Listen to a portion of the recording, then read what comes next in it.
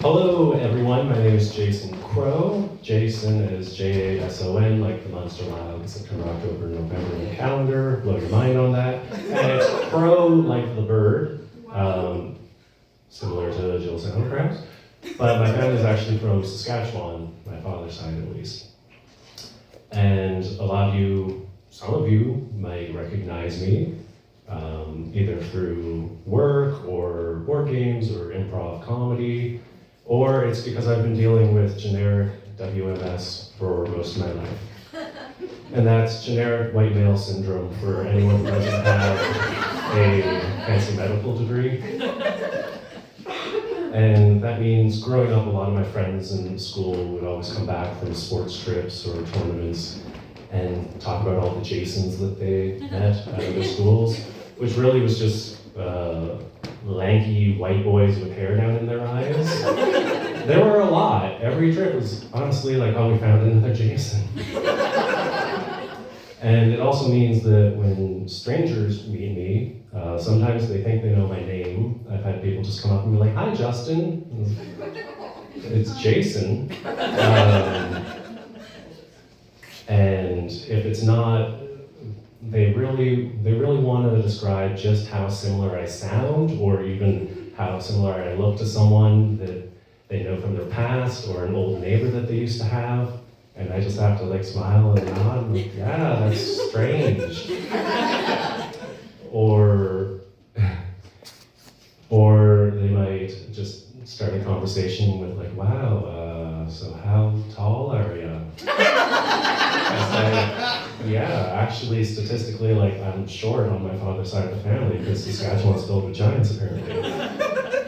Or they ask me to please don't stand so close to me. So on top of that, I also have a whole slew of other acronyms. There's some ADHD, IBS, and GAD, which is another term, generic or general anxiety disorder, for anyone who doesn't have that fancy medical degree. And that's also for anyone who has normally functioning serotonin levels. What a concept. But you could say that caffeine doesn't really mix well with me. Sometimes though, if life's going pretty well and I'm feeling pretty content, I'll treat myself to an ice cap. And if I drink it too fast, it's almost like having a panic attack, where I'm hearing my pulse in my ears, and I'm having hot flashes and cold sweats, and there's the increased risk that I'm gonna shit myself. But in a way, that's sort of like the exposure therapy that I've been doing.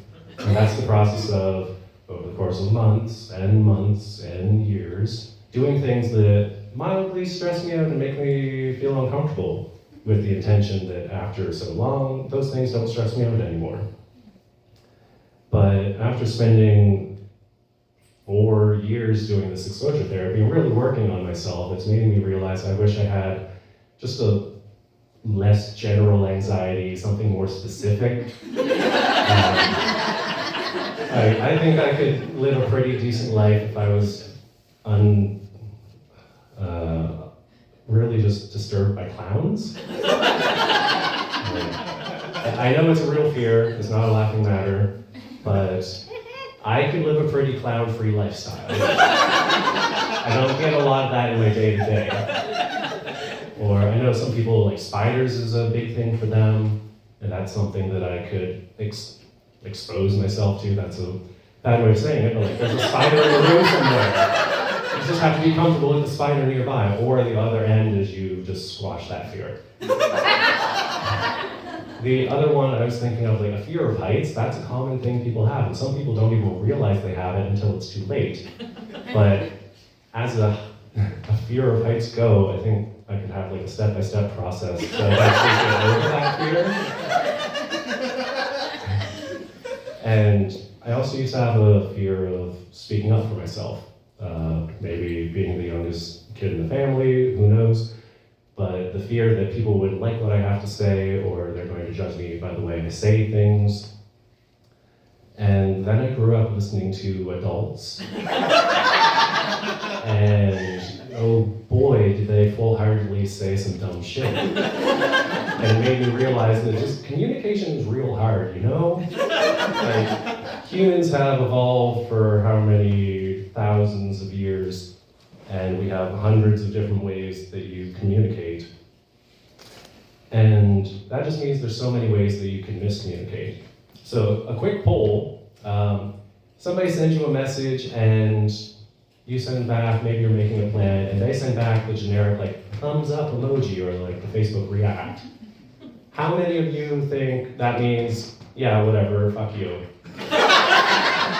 Because my ex, that's what she read it as. And that's not the intended purpose. My intention is, I agree with everything you have said and have nothing further to contribute to this conversation. Talk to you later. And then I get a message from her and she's, so why are you upset at me? I said, huh? She said, yeah, I told you I was making plans and you just replied with a thumb. Because I have nothing to contribute what you're talking about. So, another thing with that, not just technology, but words themselves can go out of style, the meanings change, they get rebranded, and I'm sure we can all think of a parent or a grandparent who still says things that doesn't really jive with the modern way that we use those words or the general sentiment behind some of them. An example of that, of sort of an intergenerational confusion, when I was out in Saskatchewan visiting some of those giants, I was hanging out with friends and just walking around as teenagers do, and we wanted to go to the mall. So we stopped at one of their parents' place to ask for a ride, and her mother was having an afternoon tea with a friend. The friend was just about to leave and offered to drive us as she was heading out of town. Great, we have a way to get to the mall. So we hop into this trusting adult's vehicle and we start driving to the mall. And it's like awkward conversation, two of us don't know her. She's sort of like the best friend of one of the girls' moms. And we're sitting along and she just casually like looks back and, so is there anywhere behind the mall to burn a hooker?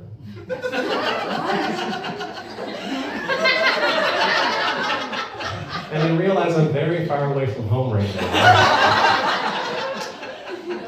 And she explains, no, like I just is there a place behind the mall where I can turn the car around? And I think to myself, I would have asked that, is there anywhere to maybe make a U-turn? We sort of laughed at her, and it was a fun moment, and we stopped at the mall and had a good time.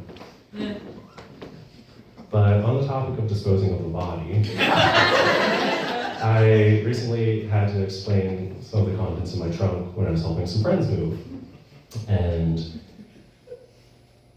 I would say, much like the ice cap, when I'm feeling content with life, sometimes when I'm not, I take on projects that I have no responsibility to actually do, such as like cleaning up the trash at the park.